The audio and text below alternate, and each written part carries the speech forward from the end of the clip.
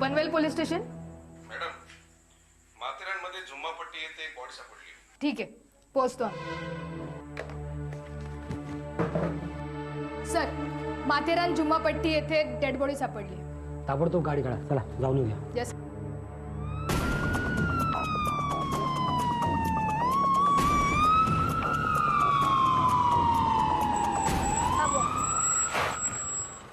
जुम्मापट्टीला कसं जायचं? मॅडम, मीच फोन केला होता तुम्हाला. अच्छा, गाडीत बसा. नाही, गाडी जाणार नाही मॅडम, का? पायी जावं लागेल. बर सर, पायी जावं.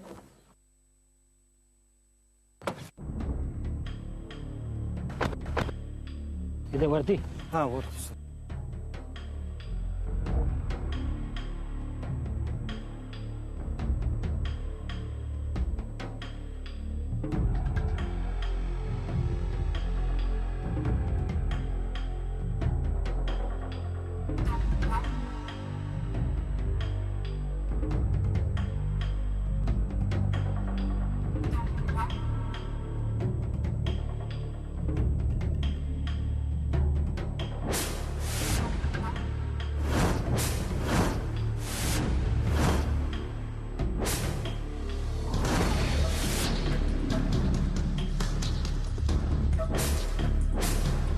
डोक्याला गोळी लागली.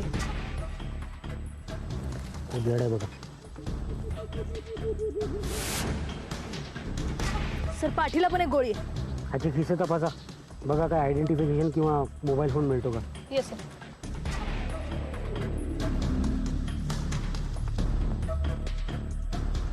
नाही सर, काहीच. तुम्ही याला ओळखता? नाही साहेब, हा आमच्या गावातला पण नाही आहे आणि आजूबाजूच्या खेड्यातला पण नाही आहे. हे कसं काय सांगू शकता तुम्ही? नेहमीचं कामानिमित्तानं जाणं येणं आहे, चेहरेपट्टी ओळख आहे साहेब, त्यामुळे सांगतो. ॲम्ब्युलन्स बोलून घ्या, बॉडी पोस्टमॉर्टमसाठी पाठवून द्या प्लीज. Yes sir.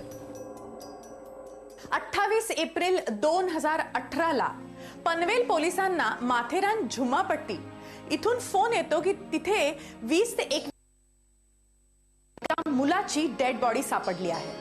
नमस्कार, मी क्रांती रेडकर. क्राईम फाईलच्या या नवीन भागात मी तुम्हा सगळ्यांचं अगदी मनापासून स्वागत करते. पोलीस जेव्हा तिकडे पोहोचले तेव्हा त्यांना खरंच ही डेड बॉडी सापडली होती.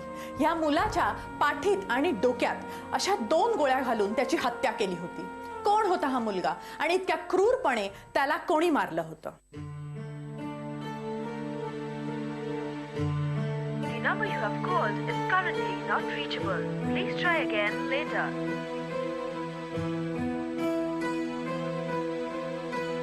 The number you have called is currently out of coverage area. Please try again later. Thank you.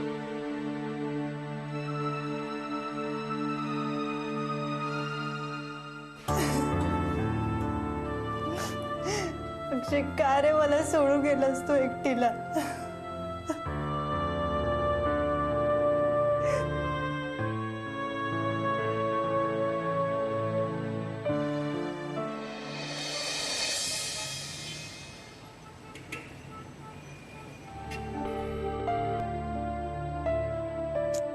उचलत का नाहीये?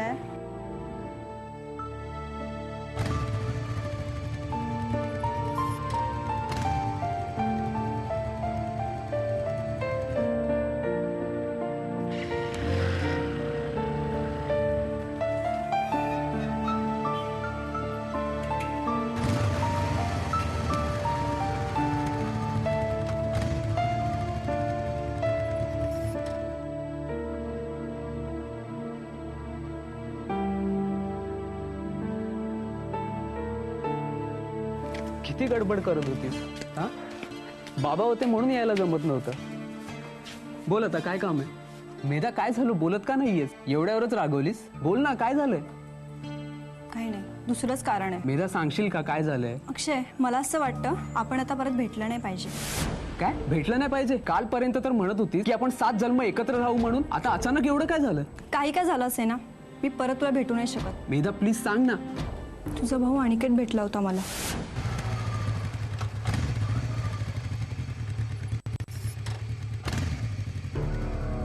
थांब मेधा, मला बोलायचं आहे तुझ्याशी. काय ग, तू माझ्या भावाचा पिछा कधी सोडणार आहेस? पिछा काही नाही.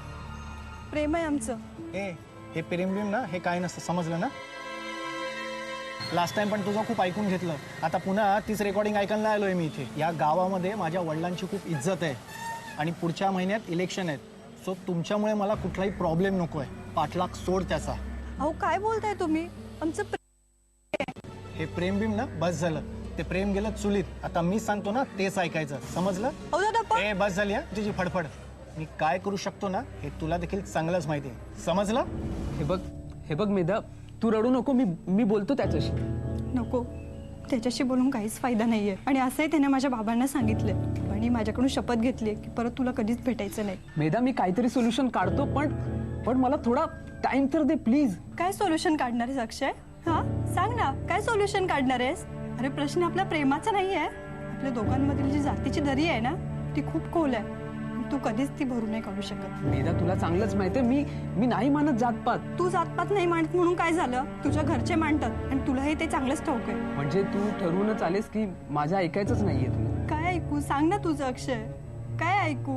माझं पण तुझ्यावर खूप प्रेम आहे रे, पण माझ्यामुळे मला तुला आणि तुझ्या फॅमिलीला प्रॉब्लेम मध्ये नाही आणायचंय. आणि तसंही आपल्याला गावामध्ये लोक एकत्र नाही जगू देणार. हे बघ मेधा, मी करतो काहीतरी. तू आधी शांत हो please.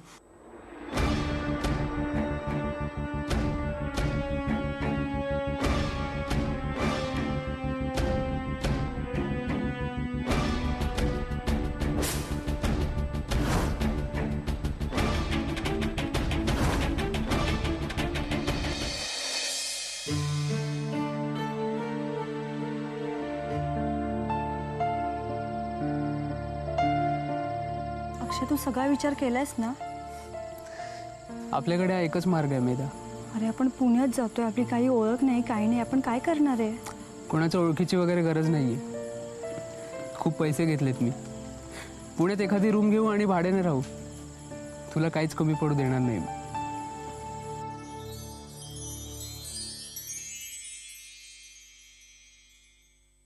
Sir, postmortem reports. Sir, रिपोर्टनुसार या मुलाचं वय 23 वर्ष होतं. 28 एप्रिलला याचा 11 ते 12च्या सुमारास मृत्यू झालाय.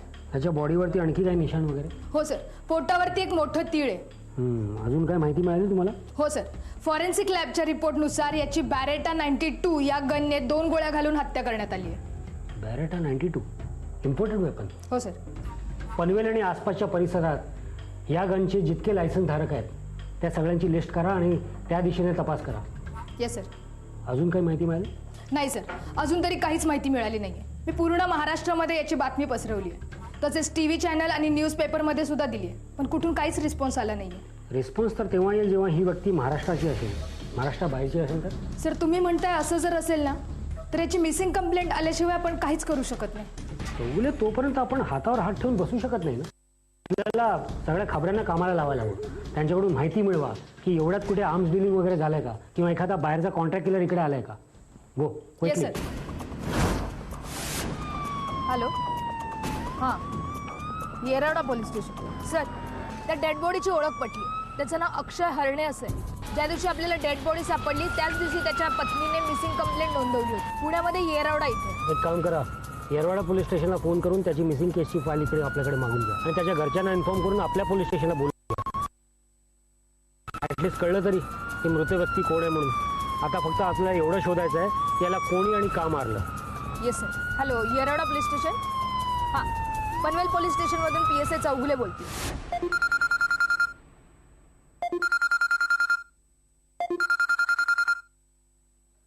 हॅलो. हॅलो, पनवेल पोलीस स्टेशनमधून PSI चौगुले बोलते. हां बोला मॅडम. तुमच्या मिस्टरांची डेड बॉडी सापडली. काय? कुठे? ठीक आहे, मी येते पोलीस स्टेशनला. हा अक्षय आहे? हो मॅडम. 27 तारखेला पुण्यामध्ये तुम्ही याची मिसिंग कंप्लेंट नोंदवली होती. हो मॅडम, त्या दिवशी. ए मेधा, अगं लवकर बाहेर आहे. चल चल फटाफट तयार हो, आपल्याला बाहेर जायचंय. अरे असं अचानक कुठं? मूवीला जाऊया ना. किती दिवस झाले आपण बाहेर फिरायलाच गेलो नाही. हा, आणि हे बघ मी 2 तिकीट सुद्धा आणलेत. ठीक आहे, 2च मिनिटं, मग पटकन आवरून आले. लवकर आहे. मेधा, अगं झालं का तुझं? अरे हो हो, थांब. किती घाई करतोस? आलेच थांब. मेधा, मी जरा 2 मिनिटात ना बाहेर जाऊन येतो. ऐकलंस का? आलेच ना मी, 1 मिनिट थांब. अगं नाही, माझं ना खूप अर्जंट काम आहे. मी 2 मिनिटातच आलो. ठीक आहे, तू वाट बघ. अरे पण 28 तारखेला पनवेलमध्ये आम्हाला त्याची डेड बॉडी सापडली. माहित नाही मॅडम, तू तिथे कसा पोहोचला? तुम्हाला त्याने काही सांगितलं होतं की त्याचं पनवेलमध्ये काही काम आहे याच्या आधी किंवा त्या दिवशी? नाही मॅडम, तो त्याच्या कामाबद्दल मला काहीच सांगत नव्हता. हे बघा, गोळ्या घालून त्याची हत्या करण्यात आली. त्याचा कोणी इतका मोठा दुश्मन होता का?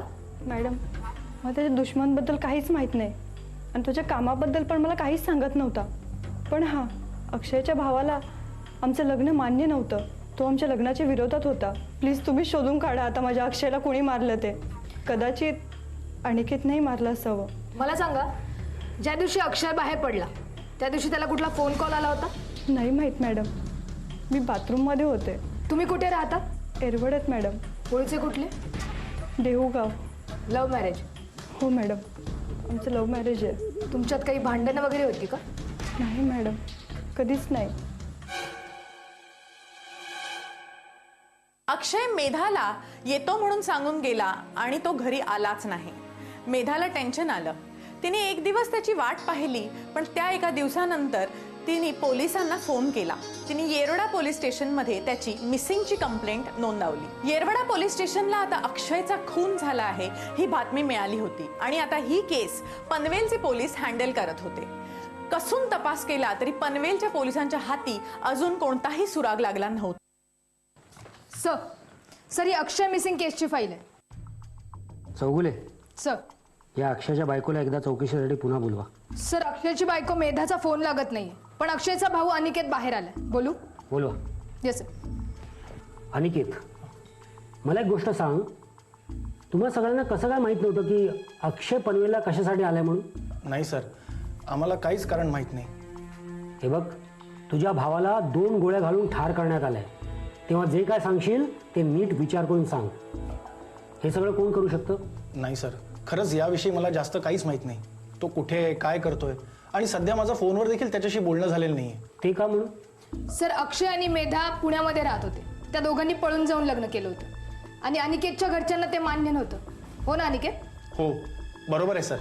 या मेधानेच माझ्या भावाला नादाला लावलं, फसवलं आणि पुण्याला घेऊन गेली. सर, याविषयी मी अक्षयला समजवलं देखील होतं.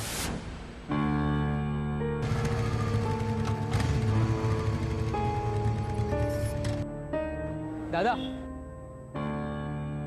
मला तुझ्याशी काहीतरी बोलायचंय. मेधाला असं धमकी नको देत जाऊया. हे बघ, तू आधी शांत हो. इथे गावात आपल्याला लोक ओळखतात, कोणी ऐकेल. ऐकू दे ना लोकांना. मी नाही घाबरत कोणाला. तुला मी 1000 वेळा सांगितलंय, आमच्या दोघांच्या प्रेमात फूट नको पाडू. अरे दादा, मी नाही जगू शकत मेधाशिवाय, खरंच. अरे पागल झालायस तू? ती मुलगी चांगली नाहीये. 1 दिवस प्रेमामध्ये फसवेल तुला ती. मी कॅरेक्टर ओळखतो तिचं. हे बघ दादा, मेधा कशी आहे ते मला खूप चांगलं माहिती आहे. तुझ्याकडून मला तिच्या कॅरेक्टरचं सर्टिफिकेट नको आहे, प्लीज. अक्षय यार, तुला कसं समजून सांगू? तू आपला नाही, निदान वडिलांचा तरी विचार कर. आणि हे बघ, पुढच्या महिन्यामध्ये इलेक्शन्स आहेत, त्यामुळे तुमच्यामुळे मला काही प्रॉब्लेम नको आहे. हे बघ, मला लोकांची ना काही पडलेली नाहीये. मला फक्त मेधा हवी आहे. ते होणं शक्य नाही.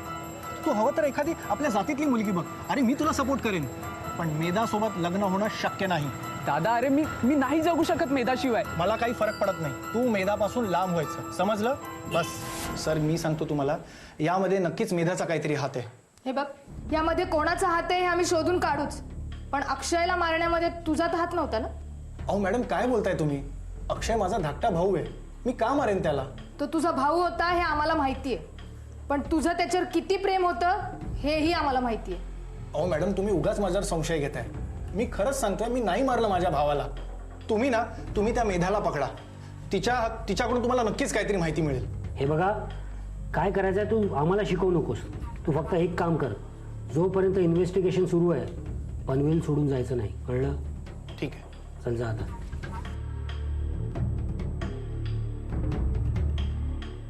सर, कमाल आहे ना.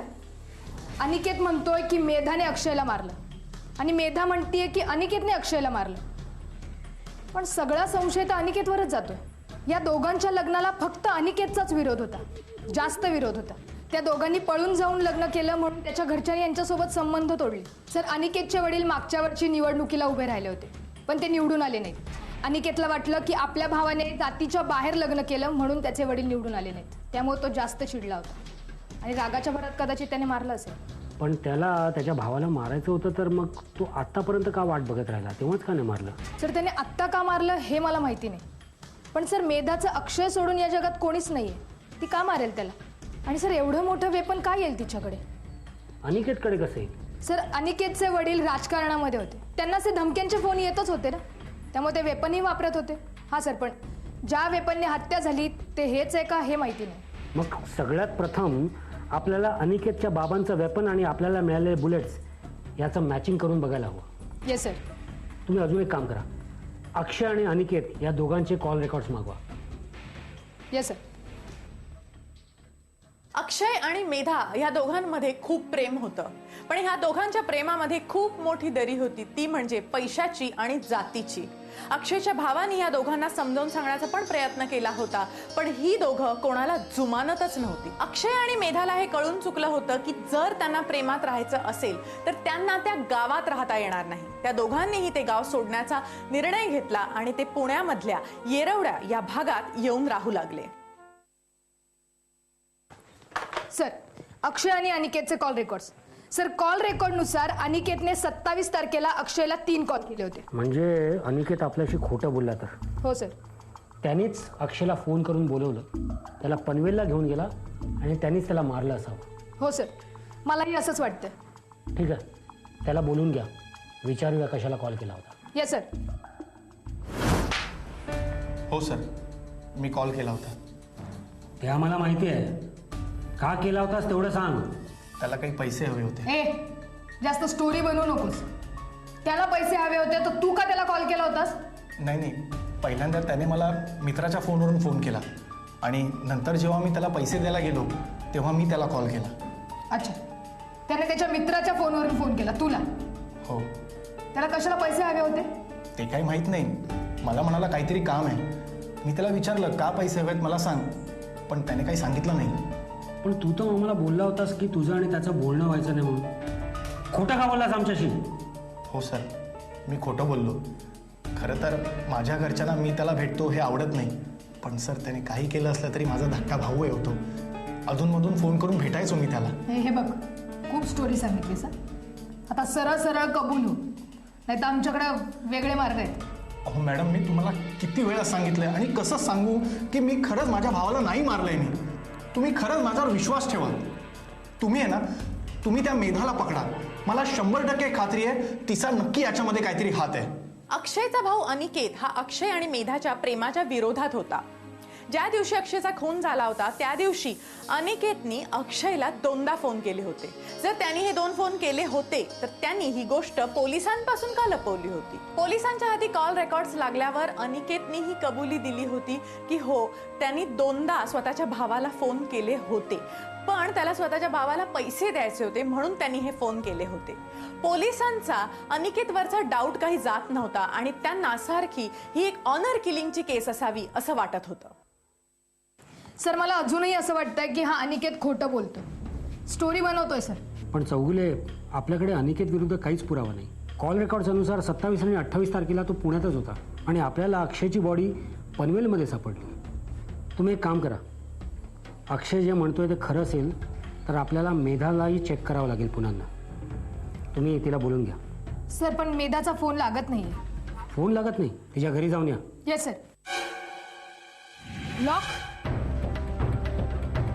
काही दगड किंवा रॉड मिळतो का बघा.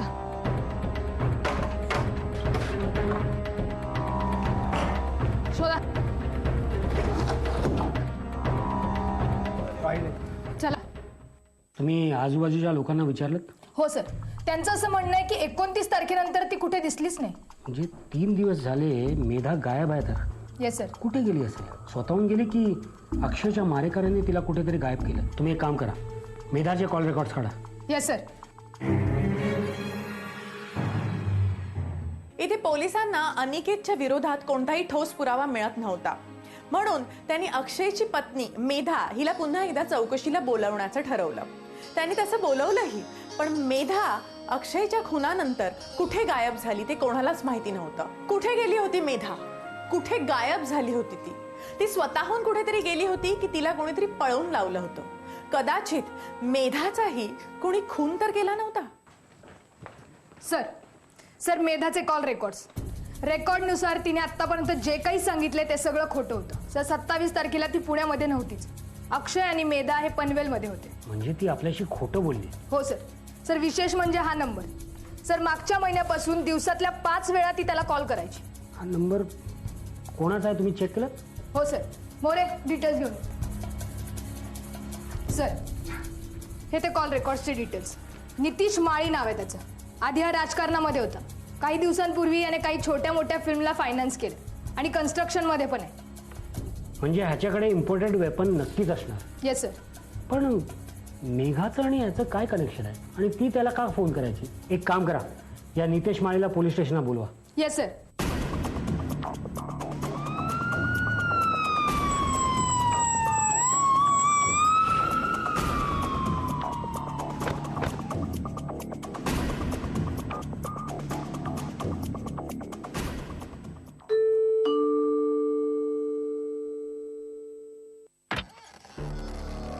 नितेश माळीचं घर हेच का? हाँ यही है. बुलाव उनको. मॅडम आज इकडे माझ्याकडे काय काम काढलं? तुम्हाला आमच्यासोबत पोलीस स्टेशनला यावं. पोलीस स्टेशनला का? मी काय केलं? काही नाही, रुटीन चौकशी. चला. चला.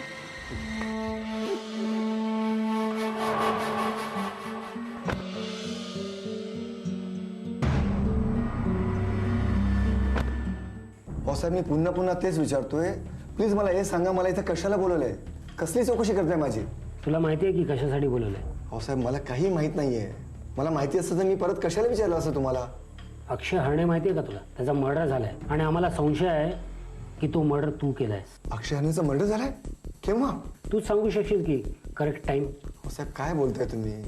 मला तुमच्याकडून कळते की अक्षय हरणेचा मर्डर झालाय. तुझं आणि अक्षयचा बायकोचं अफेअर होतं हे त्याला समजलं आणि म्हणून तू त्याला मारलंस. थोडं तोंड सांभाळून बोला बरं का साहेब. कदाचित तुम्हाला ठाऊक नाही तुम्ही कोणाशी बोलताय आणि असे घाणेरडे विचार तुमच्या डोक्यात येऊ नका. तू अहो, मेधा माझी पुतणी आहे. पुतणीवर कोणी असं रिलेशन ठेवतं का? हे बघा, तुम्ही आम्हाला शिकवू नका. खूप केसेस पाहिल्यात आम्ही आता. कळलं? मला हेही माहिती आहे की तुम्ही कोणत्या तरी राजकीय पक्षात होता पहिले, पण आता तुम्ही फक्त एक प्राईम सस्पेक्ट आहात माझ्यासमोर, दुसरं काही नाही. कळलं? तेव्हा चुपचाप आता माझ्यासमोर सगळं कबूल करा. हे बघा साहेब, तुम्ही चुकीच्या दिशेने तपास करता.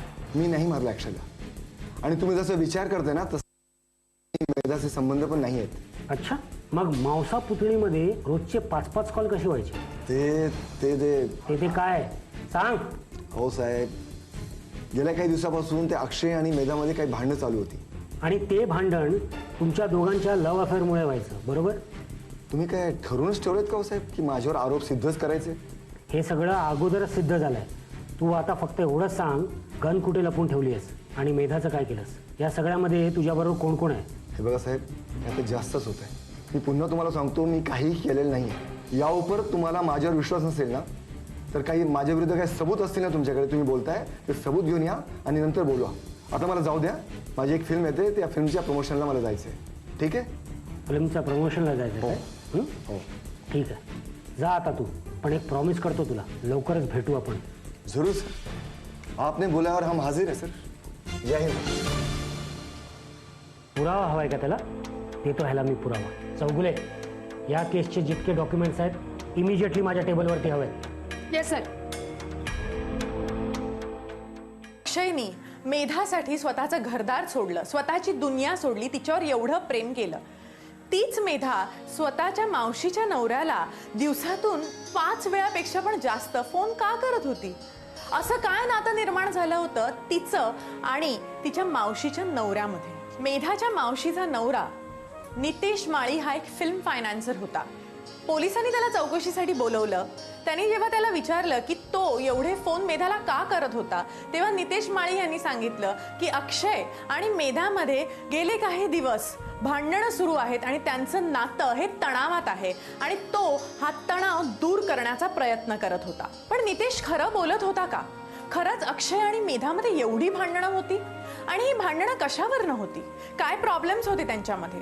कदाचित ते घर सोडून पळून आले होते म्हणून त्यांच्यामध्ये काही फायनान्शियल प्रॉब्लेम्स तर नव्हते. सर काय पुरावा मिळाला? सर पुरावा नाही पण खूप महत्वाची माहिती मिळाली. काय माहिती मिळाली? सर त्याचं 4 वर्षापूर्वी एका वर्षा नावाच्या मुलीशी लग्न झालं होतं आणि ती मेधाची मावशी होती. म्हणजे नितेश माळी हा तिचा मावसा? सर महत्वाचं म्हणजे वर्षा आता त्याच्या सोबत राहत नाही. का? सर ते आता वर्षात सांगू शकेल. अच्छा, मग त्या वर्षाला घेऊन या. हो सर, थोड्या वेळात येते. अजून कोण कोण आहे यांच्या फॅमिलीमध्ये? सर अजून कोणी नाहीये. हा सर, एक विश्वासाचा बॉडीगार्ड आहे, वीरेंद्र सिंग नाव आहे त्याचं, पंजाबचं आहे सर. तुम्ही आधी या वर्षाला बोलवा, मग बघू. Okay sir. वर्षाजी, आम्हाला संशय आहे की तुमच्या नवऱ्याने एका निष्पाप मुलाचा मर्डर केलाय. तुम्ही त्या मुलाला न्याय मिळवून देण्यासाठी आमची मदत कराल ही अपेक्षा ठेवतो. सर तुमचा संशय अगदी बरोबर आहे. मी नितेशला सोडण्यामागचं कारण मेधाच आहे. मेधा माझ्या बहिणीची मुलगी. मेधाने अक्षयशी लग्न केलं, पण अक्षय काही काम करत नसल्यामुळे सतत त्यांना पैशाची चणचण जाणवायची आणि मी अधेमध्ये मेधाला पैशांची मदतही करायची. एक दिवशी मेधा अचानक आमच्या घरी पैसे मागण्यासाठी म्हणून आली.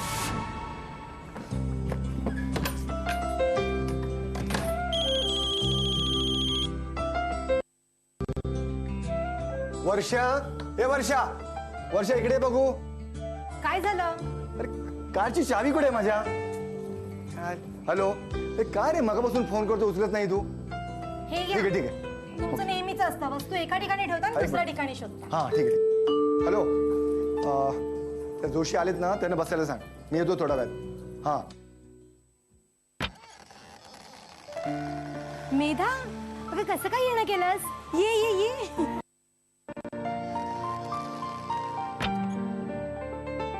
अहो ही माझ्या बहिणीची मुलगी मेधा.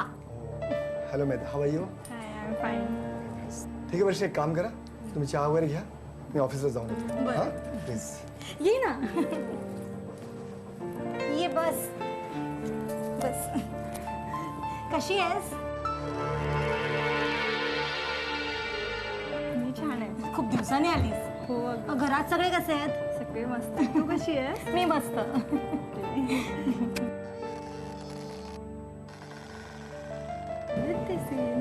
अरे अहो तुम्ही इतक्या लगेच परत आलात? तुम्हाला तर उशीर होत होता ना? उशीर होत होता पण तुझ्या मनासारखं झालं. शेवटच्या मोमेंटला मीटिंग कॅन्सल झाली, परत आलो.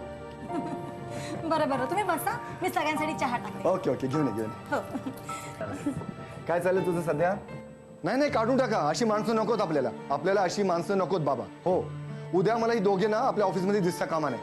ओके हां चल, बाकी उद्या ऑफिसमध्ये आल्यानंतर बोलू. ठीक आहे, चलो, गुड नाईट. काय झालं नितेश? थोडा जोरजोरात कोणाशी बोलत होतास आणि कोणावर चिडलायस तू? अगं चिडू नको तर काय करू? आपल्या ऑफिसमधला तो ऑफिस बॉय आणि तो कॅशियर दोघे मिळून आपल्या ऑफिसमध्ये चोरीचा प्लॅन चालला होता. काय? मग पकडले गेले. त्यांना सांगितलं काढून टाका दोघांना. कंटाळा आला अगं माझ्या अशा लोकांपासून. काय कोणावर विश्वास ठेवावा की नाही तेच कळत नाही. देव जाणे आपल्याला चांगली आणि विश्वासू माणसे कधी मिळतील. अगं तुला सांगतो वर्षा, हीच माणसं ज्यावेळी जॉब मागायला येतात ना त्यावेळी यांचा चेहरा वेगळा असतो आणि आता बघा गुण उधळतात. काय झालं तुला? एक काम कर वर्षा, आता आपल्या ऑफिससाठी नवीन भरती करावी लागेल. ते काम तूच कर बाबा. मला आता कंटाळा आलाय सगळं. बरं बरं ठीक आहे, मी बघते ते. तुम्ही काळजी नका करू. अगं काळजी काय करू नको, काळजी करावीच लागणार ना. चांगले विश्वासातले आणि ओळखीची माणसं बघ. अरे ओळखीची काय गरज आहे? आपण पेपरमध्ये ऍड देऊया ना. परत तेच, पेपरमध्ये ऍड दिल्यावर चांगली माणसं मिळतील हे नक्की होईल का? त्यांच्यावर विश्वास ठेवू शकतो का? मी तुला काय बोलतोय, तुझ्या ओळखीतली किंवा विश्वासातली माणसं असेल त्यांना बघ. बरं बरं, एक जण आहे माझ्या ओळखीचं, मी बोलते सकाळी त्यांच्याशी. नक्की ना? हो चला, आता आपण झोपूया.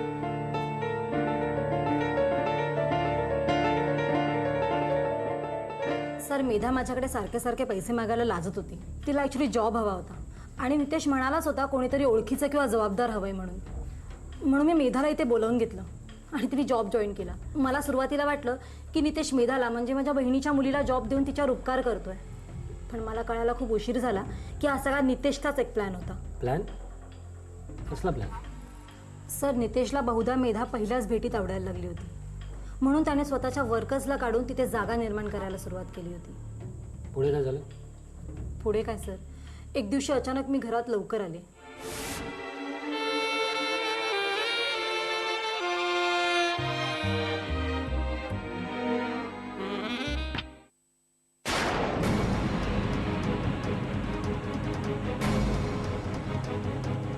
काय ग अवतासे, माझा संसार मोडायला निघालीस तू? आत्ताच्या आता या घरातून चालती हो तू. आणि काय हो, काका आहात ना तुम्ही तिचे? अहो माझ्या बहिणीची मुलगी आहे ती. काय करत होतात तुम्ही हे? व्हेरी सॉरी, मला माफ कर प्लीज. परत नाही होणार वर्षा, प्लीज. ही चूक नाहीये, पाप आहे पाप. तुम्ही माझा विश्वासघात केलाय. मला नाही राहायचं तुमच्यासोबत. नाही वर्षा, नाही वर्षा, प्लीज प्लीज प्लीज मला माफ कर वर्षा. अहो काय करताय तुम्ही? अहो तुम्ही माझा नवरा आहात, पाय सोडा. मग काय झालं, मी चुकी केली ना वर्षा, प्लीज मला माफ कर. मी नाही हो, पाय परत नाही करणार वर्षा, प्लीज मला माफ कर.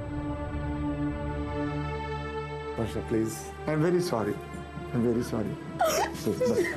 परत नाही करणार वर्षा मी. सर मला वाटलं त्याला त्याची चूक समजली. त्याला एक चान्स द्यायला काही हरकत नाही, म्हणून मी त्याला त्यावेळी माफ केलं. काही दिवस तो चांगला वागलाही. मला काही दिवसांनी शॉपिंगला जायचं होतं, म्हणून मी विचार केला की मेधाला सोबत घेऊन जाऊ. तिला घेण्यासाठी म्हणून मी तिच्या घरी गेले आणि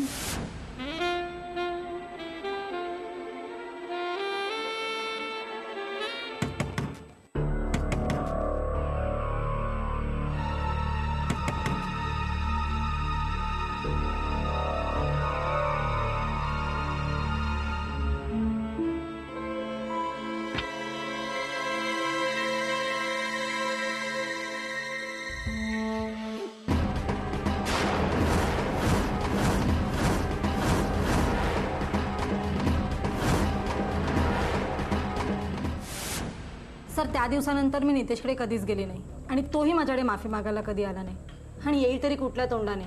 या सगळ्यात अक्षयचं काय झालं? म्हणजे नितेशने अक्षयला का मारलं असेल? सर ते मला माहीत नाही, नितेशने अक्षयला मारलं असेल की नाही वगैरे. या दोघांचं प्रेम प्रकरण अक्षयला माहीत होतं? हो सर, मीच त्याला सांगितलं होतं, म्हणूनच तो मेधाला घेऊन पुण्याला निघून गेला. पण त्यानंतर त्या दोघांचं काय झालं मला काहीच माहीत नाही. बरं मला एक गोष्ट सांगा, नितेशकडे गन असायची का? हो सर, 1-2 वेळा त्याच्यावरती हमला झाला होता, म्हणून तो स्वतःसोबत गन ठेवत होता. ठीक आहे, थँक्यू सर. मॅडम एक मिनिट, तुमच्याकडे नितेशच्या बॉडीगार्डचा फोन नंबर आहे का? हो सर आहे. प्लीज बोला. 8080. क्या हुआ मैडम, कहाँ लेकर जा रहे हो मुझे? बताओ तो मुझे. जास्त चपड चपड केलीस ना, इथेच तुडवायला सुरुवात करी. चल गाडीत बस. लेकिन मैडम क्या किया है मैंने? कम से कम मुझे नितेश साहब को एक कॉल तो करने दो. गाडीत बस म्हटलं ना, बसायचं. घ्या. क्या रे, क्या लगा के रखा है? नीतीश साहब से बात करनी है, नीतीश साहब से बात करनी है. क्या करेगा तेरा नीतीश साहब? छोड़ के गया तेरे को अकेला. हाँ, हम लोग को बोला तेरे को उठा के लेके आओ, नहीं तो तेरा नंबर हम लोग के पास कैसे आता था? मैं कुछ समझा नहीं साहब, कहाँ फंसाया मुझे और क्या किया मैंने? अरे मेरे को मालूम है तूने कुछ भी नहीं किया है. हाँ, तेरे को मालूम है ना तेरा नीतीश साहब के पास कितना पैसा है? उसने वकील करके एक कागजात बनवा लिए, मालूम तेरे को? पढ़, देख क्या लिखा है इसमें. क्या है साहब? पढ़ ना, खुद ही पढ़ क्या लिखा है. मुझे अंग्रेजी पढ़ना नहीं आता सर. इंग्लिश पढ़ना नहीं आता तेरे को? ठीक है, मैं हिंदी में सुनाता हूँ तेरे को, सुन. मैं नितेश माली अदालत को लिखकर देता हूँ कि 28 अप्रैल को मैं, मेरे बॉडीगार्ड और मेरा एक करीबी रिश्तेदार मेरी कार में पनवेल माथेरान रोड से जा रहे थे, लेकिन रास्ते में अचानक मेरे बॉडीगार्ड और मेरे रिश्तेदार का छोटा सा झगड़ा हुआ और मेरे बॉडीगार्ड को उस पर बहुत ज़्यादा गुस्सा आया, तो उसने गुस्से में उस पर 2 गोलियां चलाई. ये सब झूठ है, सरासर झूठ. अरे मेरे को मालूम है झूठ है, आगे भी तो सुन क्या लिखा है. आगे लिखा है, मेरा इस मर्डर से कोई वास्ता नहीं है. मैं सरकारी गवाह बनकर वीरेंद्र सिंह को सजा दिलाना चाहता हूँ. देख, सुना क्या लिखा है? तू जिसका नाम लेता था ना 24 घंटा, वो देख तेरे को पैसा फंसा के गया. देख, तेरा साहब ने हमको पैसे दिए थे, बोल पैसे ऑफर किए थे, बोले थे लॉकअप में बहुत तोड़ना है इसको, लेकिन हम लोग ने एक्सेप्ट नहीं किया. मालूम है क्यों? क्योंकि हमको मालूम है तू सच्चा आदमी, तू झूठ नहीं बोलता. ऐसा क्यों किया, क्यों किया नितेश साहब? अरे क्या क्या नहीं किया मैंने आपके लिए और अपने. ये सब तेरा साहब ने करवाया ना? हाँ साहब. उसी ने किया ये सब कुछ। ऐसा किया? नीतीश साहब ने वो अक्षय की बीबी को अपने फिल्म में हीरोइन बनाने का वादा करके उसको पटाया और उन दोनों का चक्कर शुरू हो गया। लेकिन ये जब बात मेम साहब को पता चल गई तो मेम साहब छोड़कर चली गई और उन्होंने ये बात अक्षय को भी बताई। फिर अक्षय ने उसके बीबी को सताना शुरू कर दिया, परेशान करना शुरू कर दिया। नीतीश साहब ने उसको समझाने की पूरी कोशिश की, लेकिन वो समझने के बाहर गया था। और एक दिन नीतीश साहब ने उन दोनों को यहाँ पनवेल बुलाया और यहाँ भी समझाने की कोशिश की। अक्षय, मला सांग, तू शेवटी काय ठरवलंय? अरे आता चूक झाली ना राजा, माझ्याकडून तिच्याकडून सुद्धा, पण एकदा माफ कर ना तिला. अक्षय प्लीज माफ कर मला, परत नाही होणार असं कधी. लेकिन उस वक्त तो अक्षय मान गया था, लेकिन पता नहीं रात को मेधा और नीतीश साहब के बीच क्या बात हुई। सुबह नीतीश साहब ने मुझे घर बुलाया, लेकिन पता नहीं रात को मेधा और नीतीश साहब के बीच क्या बात हुई। सुबह नीतीश साहब ने मुझे घर बुलाया। बोलो ना साहब, क्यों बुलाया इतना अर्जेंट? अरे यार, एक काम करना है. बोलो ना साहब, क्या काम करना है? अभी कर देता हूँ. अक्षय का गेम करना है. क्या? पूरा गेम. क्यों साहब? वो तो रात को मान गया था ना. भाई तू वो मत पूछ, तू बस सुबह तैयार हो के अपना गन लेके घर पे आए, बाद में मैं पूरा समझा दूंगा, ठीक है? और सवेरे सवेरे नीतीश साहब ने मेधा को पुणे वापस भेज दिया और अक्षय को घूमने का बहाना बनाकर हम तीनों गाड़ी में निकल पड़े। और जैसे ही गाड़ी शहर के बाहर आई तो नीतीश साहब ने मुझे गाड़ी रोकने के लिए कहा।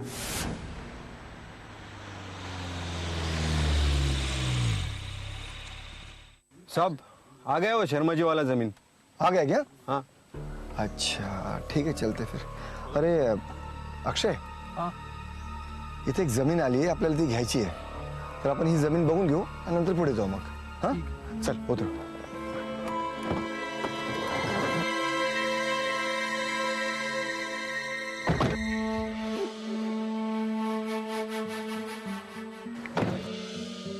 हे तिकडे ही जमीन सगळी ना.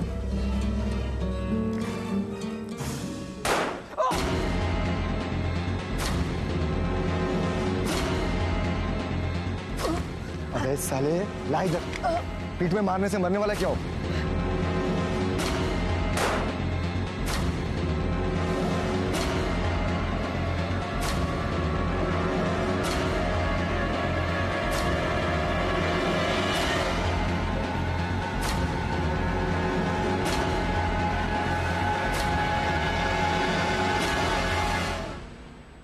साहेब आता परत कशाला आणले मला इथे?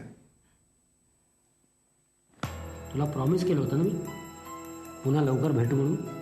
चल तुझ्या रिअल लाईफ सिनेमाचा फ्लॅशबॅक सांगतो तुला. तुझ्या बॉडीगार्ड वीरेंद्र सिंगनी अक्षयच्या पाठीत गोळी घातली आणि तू त्याच्या डोक्यात आणि त्याचा खून केलास, बरोबर? साहेब काय बोलताय? हो मी काही नाही केलं साहेब. हे बघ, तुझा बॉडीगार्ड वीरेंद्र सिंग यांनी आम्हाला कबुली जबाब दिलाय. तू आणि त्यांनी मिळून अक्षयचा मर्डर केलाय. आता मेधा कुठे तेवढं सांग आम्हाला. हो साहेब, मला माहित नाही खरंच मेधा कुठे आहे ते. तू असं ऐकणार नाहीस वाटतं. हे बघ, तुला रिअल लाईफ ॲक्शन बघायची? सुरू करा.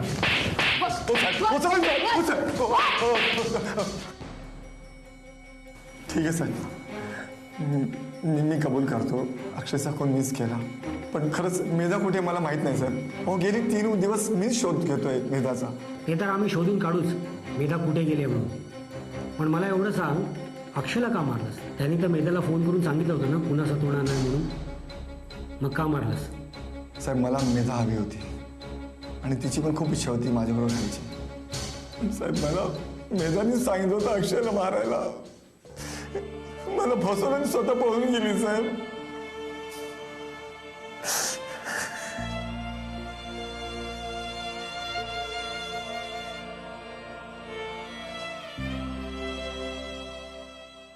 पुण्यात आल्यावर अक्षय काही कामधंदा करत नव्हता, म्हणून त्या दोघांना सारखी पैशाची अडचण भासत होती. पैसे मागण्यासाठी जेव्हा मेधा स्वतःच्या मावशीकडे गेली होती, तिथेच तिच्या मावशीच्या नवऱ्याची नजर तिच्यावर पडली आणि पहिल्याच नजरेत त्याला मेधा आवडून गेली होती. नितेश माळींनी प्लॅन करून मेधाला स्वतःच्या कंपनीमध्ये जॉब दिला.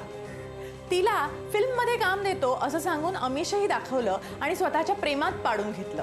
आता ती दोघंही एकमेकांच्या प्रेमात होती. ही गोष्ट जेव्हा अक्षयला कळली तेव्हा अक्षय खूप भडकला आणि त्यांनी स्वतःच्या बायकोला पुन्हा एकदा पुण्यात आणलं आणि तिचा तो छळ करू लागला. जेव्हा मेधाने नितेशला हे सगळं सांगितलं तेव्हा नितेशने स्वतःच्या बॉडीगार्डच्या मदतीने अक्षयचा खून केला. ज्या मेधासाठी त्यांनी हा खून केला हे सगळं कारस्थान रचलं तीच मेधा आता कुठे आहे हे कोणालाच माहिती नाही.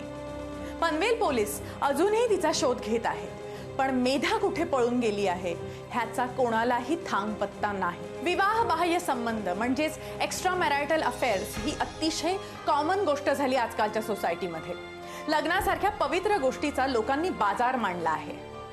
जर तुमच्या बरोबर असं काहीतरी घडत असेल, जर तुमचं आकर्षण दुसऱ्या व्यक्तीबरोबर वाढत असेल तर ते कुठेतरी थांबवण्याचा प्रयत्न करा.